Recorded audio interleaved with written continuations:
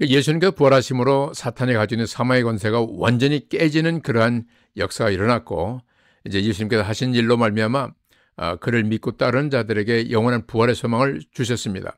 자, 그러면은 Why not punish evil now?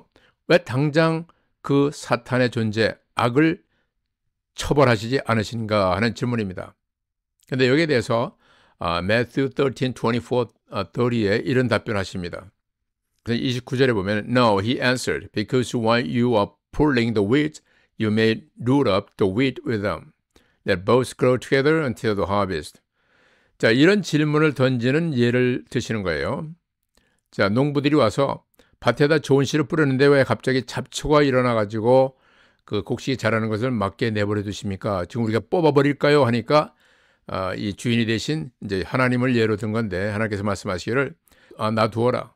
넌 농장주가 말하는 겁니다. 추수할 때까지 잡초와 곡식이 함께 자라도록 내버려 두어라. 왜 그러냐? 잡초를 뽑다가 곡식까지도 뽑아버릴까 염려하노라. 그 말씀의 뜻은 지금 악을 주도하는 사탄을 여기서 멸망시키는 일을 왜 하나님께서 하지 않으십니까? 하는 질문이에요. 그러니까 하나님께서 말씀하시기를 이 사탄의 존재를 내가 멸망시키려면 전체 이 우주를 전체를 다 다시 재편하는 그런 멸망을 시켜야 되는데 그러다 보면은 하나님을 믿는 자들까지 함께 멸망하는 일에 참여하게 되기 때문에 마지막 내가 추수할 때까지 알곡은 곡식은 나의 창고에 그리고 이런 잡초들 위드는 내버려서 불에 타서 없어지게 하는 마지막 결정할 때까지는 기다리라 하는 말씀하는 거예요. 이 예는 바로 하나님께서 사탄의 그 존재를 어떻게 다룰 것인가에 대한 하나의 예로서 예화로 주신 겁니다. 이에 대해서 폴 릴은 이렇게 얘기합니다. If God were to stamp out evil today, He would do a complete job.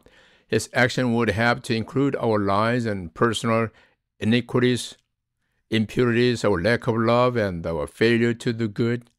Suppose God were to decree that at midnight tonight all evil would be removed from the universe. Who of us would still be here after midnight? 저는 이 예화를 굉장히 좋아하는데요. 폴 릴이라는 사람이 이에 대해서 이제 비유적으로 이렇게 설명합니다. 만약에 하나님께서 오늘 모든 악을 다 제거하려고 결정하신다면은 그 하나님은 완벽한 그런 일을 행하실 것이다. 그러면은 그분은 모든 우리가 이 땅에서 행하는 거짓과 또 개인적인 그 거룩하지 못함과 또 모든 죄악된 모습과 사랑의 부족함과 또 선을 행하는 일을 제대로 하지 못한 일에 대한 판결까지 동시에 하셨는데 그러나 suppose God were to decree that midnight tonight 오늘 밤에 그러한 일을 행한 자들을 다 함께 처벌하시고 벌하신다고 한다면은 오늘 midnight 오늘 밤에 과연 이 땅에 살아남을 자가 몇 명이나 있겠는가라고 반문하는 겁니다. 정말 마찬가지로 하나님께서 오늘 바로 우리에게 오셔서 이 심판을 행하신다면은 하나님의 기준에 미달되는 모든 자를 다 처단을 하셔야 되는 거예요. 예를 들면 한 번 거짓이라건 두 번 거짓이나 마찬가지 거짓말을 한 라이어이기 때문에 동일한 심판의 대상이 됩니다. 과연 그런 기준으로 오늘 갑자기 와서 선과 악의 모든 마지막을 총정리한다면은 오늘 미드나잇 살아남을 자가 몇 명이 되겠는가? 이런 질문이에요. 그래서 퍼니시먼트 이블에 대해서 이렇게 이제 성경에서 얘기를 합니다. 동일한 내용을 이제 예수님께서 마태복음 13장 41절에서 43절에 얘기하시는 거예요. 예수님께서 마지막에 이제 심판을 위해서 이 땅에 오실 때 그때는 모든 악을 행하는 자들 별도로 구별해서 처단하여 그가 받을 형벌의 장소로 보내고 또 하나님을 믿고 따르는 자들은 별도로 구분해서 하나님 나라에서 별처럼 빛나도록 그렇게 할 것이다 하는 그 하나님의 그 예수님의 판결을 하는 그런 재판장으로서의 말씀을 하시는 겁니다. 그리고 the ultimate punishment of evil, the final white throne judgment에 대해서 요한계시록에서는 이제 어떻게 마지막에 하나님께서 이러한 그 선과 악을 완전한 그런 심판으로 다루실 것인가에 대한 내용이 또 나옵니다. 자세한 내용은 각자 뭐 읽어보셔야 되겠지만은 그때는 이 땅에 존재하는 하늘과 땅 자체가 완전히 없어지고 모든 죽은 자와 산 자가 다 하나님 앞에 서서 하나님의 심판대 앞에 서서 심판을 받게 된다. 오직 생명록 책 하나님의 기준으로 삼은 그 생명록에 기록된 자들은 하나님의 영원한 나라로 가게 되고, 거기 이름이 없는 자, 죄와 악을 행한 자들은 영원한 불못에서 처벌을 받게 된다는 내용으로 이제 마무리가 되는 거예요. 이것을 White Throne Judgment, 백보자 심판이라고 합니다. 이것이 마지막 심판이 되고 사탄과 모든 추종자들이 영원히 징벌을 받게 되는 심판에 해당됩니다.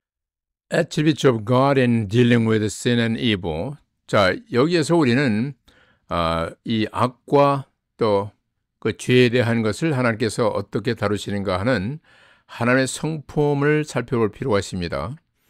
하나님은 공의의 하나님이기 때문에 그 죄와 악에 대해서는 반드시 처벌하셔야 되는 그런 정의의 하나님이고, 또 하나님은 우리 인생을 사랑의 대상으로 지으셨기 때문에, 창조하셨기 때문에 그 사랑의 본성이 함께 내재하고 계신 겁니다.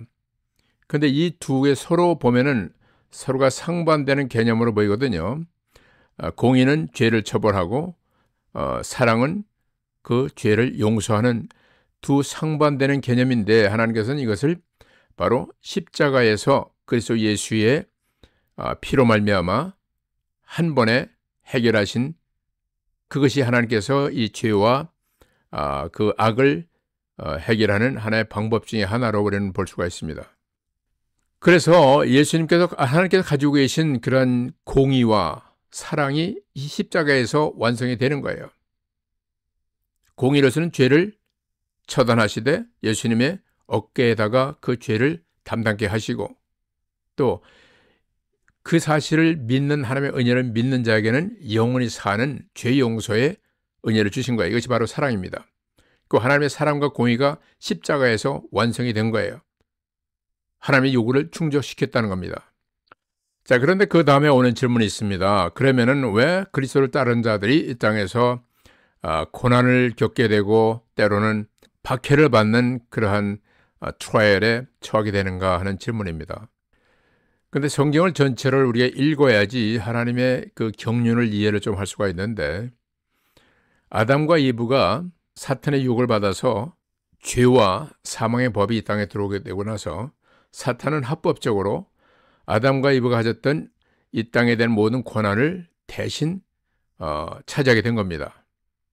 성경에서 진자는 이긴 자의 종이 된다는 그 말과 같이 우리의 조상으로서 최초의 인류 조상으로 아담과 이브가 사탄의 유혹에 빠져서 죄가 들어옴으로 말미암아 그 후손인 모든 인류가 그 죄의 본성을 갖고 태어난다는 겁니다. 죄인 누구 해서 오리지널 신을 우리가 몸에 갖고 태어난다는 거예요. 그리고 사탄은 아담과 이브를 이겼기 때문에 이 세상에 아담과 이브가 가졌던 통치권을 갖게 되어서 성경에서는 Prince of this world, 이 땅의 세상 임금이 되었다라고 소개하고 있어요. 세상 임금, 세상의 통치권을 갖게 되었다는 겁니다. 그래서 사탄은 끊임없이 하나님을 따르는 자들, 또 예수의 복음을 믿는 자들을 고난을 주고 박해를 하고 이 땅의 모든 죽음과 병과 고난이 반복되게 되는 겁니다. 그러나 하나님께서는 이에 대해서 소망을 주십니다. 바울과 이제 베드로, 여기서 베드로의 말은 이겁니다. 이 땅에 있을 때는 너희가 이런 고통을 겪게 되고 때로는 그 환난도 겪게 되지만은, 그러나 너희 믿음이 하나님을 향한 믿음이, 그리스도 예수를 향한 믿음이, 금보다도 더 귀한 그 믿음이 결국은 순전하여서 주님 오실 때 영광과 또 감사와 찬양으로 그분을 영접할 수 있는 권한을 너희가 갖게 된다는 약속을 주는 겁니다. 그래서 바울은 현재 고난은 장차 나타날 영광과 좋게 비교할 수 없다라는 그런 고백을 하는 이유가 바로 거기에 있는 거예요. 이 고난이 고난 자체를 끊는다면 믿는 자들, 또 the people who have faith in Jesus Christ, 그 사람들이 불쌍한 사람들이겠죠. 그러나 하나님은 분명한 약속을 주시는 거예요. 이 땅에 있을 때는 이 땅의 주인이 사탄이 왕노하기 때문에 잠시 고난을 받지만은, 그러나 이 가운데서 나를 끝까지 믿고 따르는 자는 이 세상이 상상할 수 없는 그런 하나님의 나라, 유업을 받는다는 약속하는 겁니다. 그러므로 we all follow Jesus Christ called to fight against evil. 우리는 이 사탄의 세력과 악의 세력과 대항하여 싸우는 하나님의 군사들로 우리는 부름을 받은 존재, 이것을 기억해야 됩니다. 그러니까 에베소 6장에 보면은 spiritual warfare에 대해서 영적 전쟁에서 말하는데, 자, 이건 굉장히 중요한 영적 전쟁에 대한 부르심인데 우리 교회의 성도들과 지도자들이 이 부분을 간구하는 게 있어요. 우린 매 순간을 영적인 전쟁을 벌이고 있다는 사실을 간구하고 있는 겁니다. 사탄은 24시간 잠도 없이 끊임없이 우는 사자와 같이 믿는 자들을 삼키려고 두루 돌아다닌다고 고백하고 있어요, 베드로가. 그런데 불구하고 우리는 마치 아무런 어떤 전쟁이 없는 평화로운 상태와 같이 사탄의 존재 자체도 인식을 못하고 우리 습관대로 살아가는 겁니다. 그러니까 실제적인 전쟁은 일생에 벌이는 어떤 전쟁과 육적인 싸움이 아니라 사실은 너희가 영적인 전쟁을 벌이고 있는데 그 영적 전쟁의 대상은 the rulers, 이 땅의 모든 통치자들, 그리고 against authorities, 권세자들. 이 땅에 보면 정치가라든가 판사라든가 모든 각 부처의 지도자로 세움받은 자 있잖아요. 이 사람들의 악에 대해서도 대항할 수 있는 그러한 존재로 우리는 부름을 받은 거예요. 그러므로 너희는 세상의 빛과 소금이라 하신 말씀은 바로 그겁니다. 어둠에 속한 세상에 속한 권세라든가 통치자에 대해서 우리는 반드시 하나님의 말씀의 법을 선포하는 역할을, 사명을 받은 자들입니다. 교회가 아니라 교회에 있는 교회 지도자들, 목사와 모든 성도들이 이를 방관하고 무시하고 외면하고 산다는 자체가 엄청난 문제가 되는 거예요, 사실.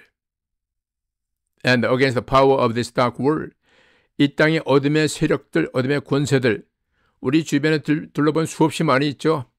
외계인이라든가 UFO라든가 또 모든 다른 가설을 만들어가지고 불교라든가 힌두라든가 이런 종교를 통해서 하나님을 믿는 것을 외면케 하고 미혹시키는 일이 무수히 많은데 이것들에 대해서 너희들은 부름을 받은 군사들이라는 얘기입니다. 또 하나의 대상은 against the spiritual forces of evil in the heavenly realms, 하늘에 속한 영적인 악한 자들에 대한 싸움이다. 그 누구겠어요? 사탄이죠. 우리가 볼 수 없는 그러한 하늘나라에 속한 영적인 그런 evil spirit, 그 악에 대해서도 우리는 끊임없이 기도로서 싸워야 되는 겁니다. 눈으로 보이지 않지만은. 그러면 여기에 보면 바울의 영적 전쟁에 대해서 4개의 우리가 싸워야 할 대상을 가르쳐 주는 거예요. 그런데 문제는, 가장 슬픈 일은 교회라든가 주의 백성들이 이러한 우리 적이 누군지를 전혀 모르고 매일 함께 즐겨하며 산다는 거예요.